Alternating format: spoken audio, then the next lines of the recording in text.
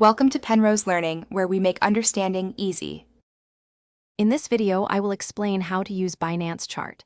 Start by opening the chart on the trading pair page and selecting your time frame. Add the crosshair for precise readings, then customize candle types. Toggle indicators sparingly and save layouts to avoid clutter. Practice zooming and panning to inspect price action closely. Keep notes on setups and review them after trades to improve decisions over time.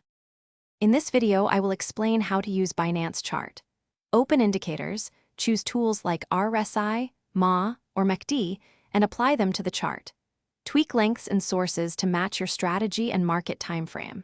Combine trend and momentum indicators to confirm signals rather than rely on one. Save your preferred templates so you can load them quickly. Regularly review how each indicator performed on past trades to refine settings.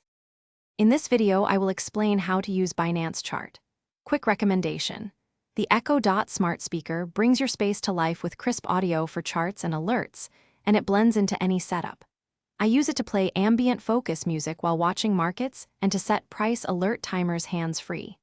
If you like this tip, please subscribe and like, and check the description for the link and other deals. Now let's get back to the video. In this video, I will explain how to use Binance Chart. Select drawing tools like trend lines, horizontal support, and Fibonacci retracement for structured analysis. Draw trend lines between significant swing highs and lows and label important zones.